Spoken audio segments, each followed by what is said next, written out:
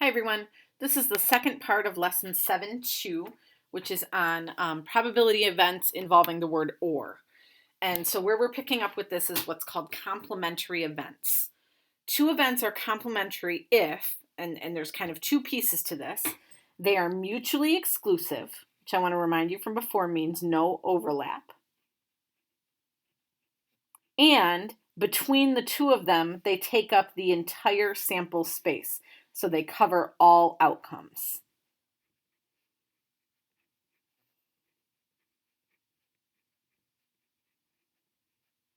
So an example of events that are complementary would be flipping a coin and getting heads or tails. Heads and tails are complementary events because you can't possibly get both, right? There's no overlap between the two of these things.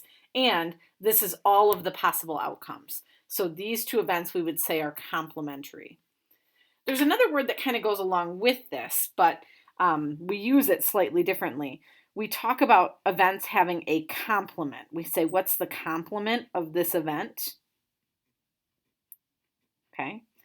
And so the complement is basically if I give you one event, you telling me what the other event would have to be for it to be complementary.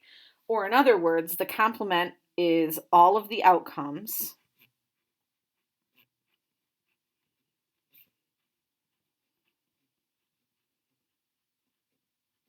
not included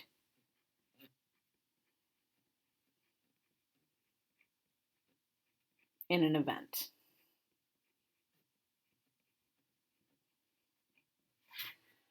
So for example, if I had the event rolling a sum, so I'm rolling two die, and I'm rolling a sum greater than, or sorry, I wrote less than, so we'll go with less than. Rolling a sum less than 5, okay? The complement to that event would be everything that's not included here. So what's not less than 5? That would be a sum greater than or equal to 5. So there's none of these events. If I were to look at my dice sheet here, and I don't think we need to look at it a long time, but if I were to look at my dice sheet here, there's no event that falls in both of these categories at the same time, right? It's impossible to have a sum less than 5 and also greater than or equal to 5 at the same time. Also, every outcome on there falls into one of these categories. There's no place where I pick a pair of dot and say, oh, that doesn't fall into one of those groups. Okay, so that's what it means to be complementary, is you have to cover all your possibilities without overlapping. Okay, so let's apply that to some situations here. So this is kind of similar to the one I just did, but consider the event rolling a sum greater than 7. The complement of this event would be everything not included here. So if this is everything greater than 7, our complement would be rolling a sum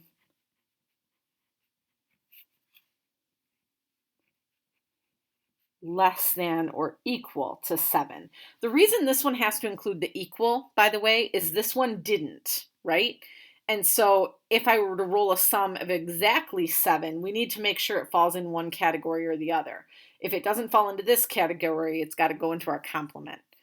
Okay, so this would be the sum of everything less than or equal to 7. Okay, so example 4 here, 12 red marbles, 16 green marbles, 52 and 20. So let's see, 28, 70, 80. I think there's 100 marbles total. That's going to be important to know. So it says, what's the probability of pulling a red or a green marble? Okay, because these things are mutually exclusive, it's impossible to pull a marble that is both red and green at the same time, at least as far as we know from this information. I don't have to worry about subtracting any overlap. A minute ago when we did these examples, I was writing it as like -0 out of whatever. You don't actually have to do that every time. I was just trying to make a point about how you work with that overlap. So first thing I do is think about, is there any overlap? There's not. That's great. That means I can just add these probabilities together. So my red marbles are 12 out of 100. My green marbles are 16 out of 100. And so total, I would say that's 28 out of 100, which I could reduce to, let's see, I think 7 out of 25. Or I could reduce it to a decimal, which would be 0.28. Okay, either one of those would be fine.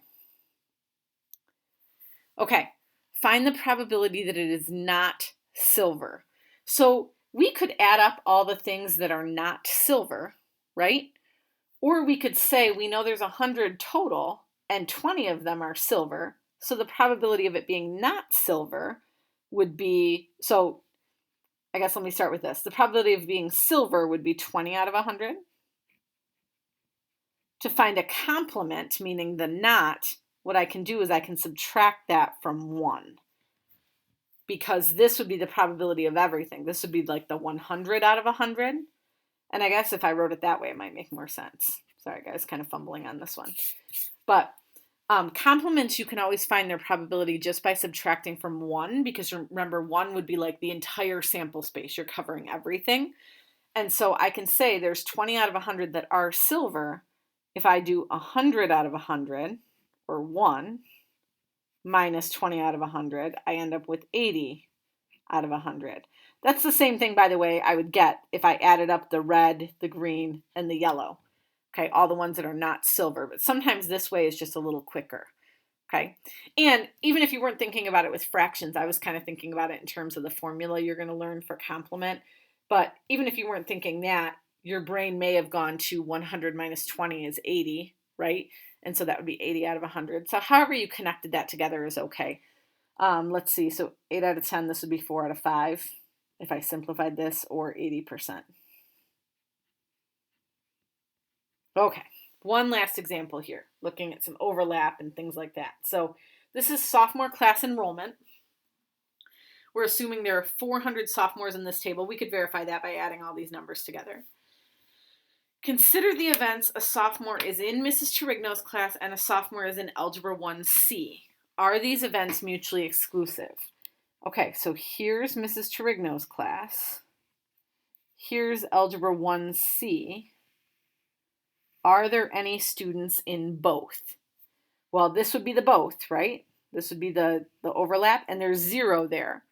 So I would say yes, these things are mutually exclusive because there's no intersection. There's 0 in the intersection. Okay. So if I want the probability of being in Mrs. Trurigno's class or in Algebra 1C, if I just grab a random sophomore and I want to know, are they in this class or this class? We can add together the Trurignos, right? So let's see, that's 120. And I would say that's 120 out of 400. And add together the Algebra 1Cs, which is just 30 out of 400. And by the way, if your brain is doing this differently, if your brain is saying, I'm going to add all of those numbers together and then put it out of 400, that doesn't matter. You're getting the same answer, right? So it would be 150 out of 400, which, let's see, that would be 15 out of 40, which would be 3 out of 8 for a final probability there.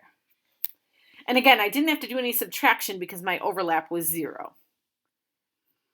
Okay, so consider the events a sophomore is in Mrs. Knaus's class, and I don't know if you guys even know Mrs. Knaus anymore, but okay, so let's say, what's the probability of them being here or in Algebra 1A? Okay, so I'm going to do this the formula way, and I'm going to do it just straight from the table. But based on the formula, I would take the probability of being in Mrs. Knaus's class, which is 150 if I add up these students.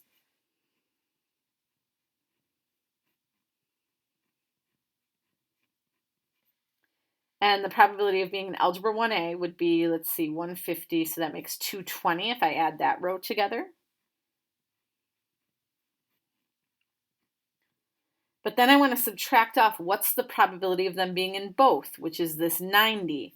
And I'm subtracting that off because that 90 got counted twice, right? So I'm subtracting off 90 out of 400.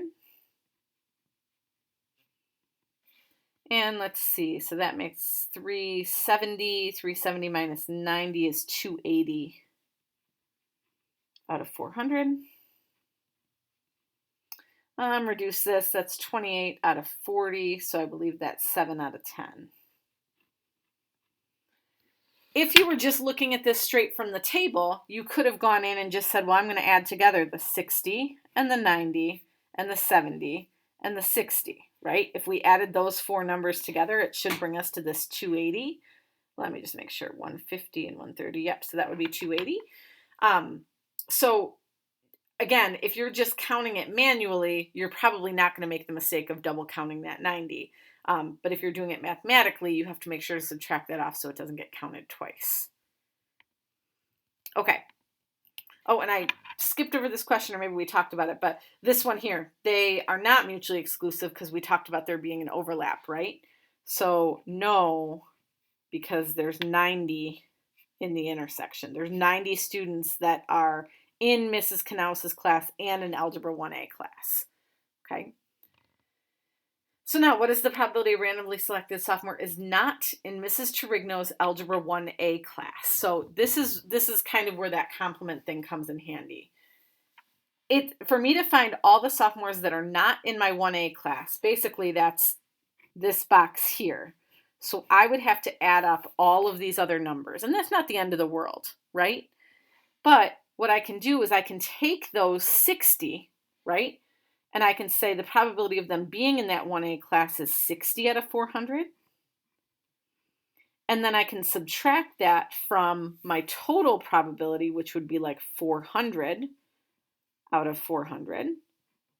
And again, this might look awkward to you because of the fraction piece of this, but probably lots of you were at least thinking this, right? We could just do 400 minus 60. All I'm doing is building in that out of 400 because it's a probability.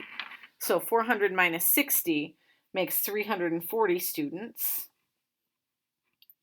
out of 400. And I think that's 17 out of 20. So I don't care if you write it as two separate fractions like this, or if you just do the 400 minus 60 and then find that. But that's the idea behind a complement, is that you can find it by just subtracting off what you want from what you don't want. Okay?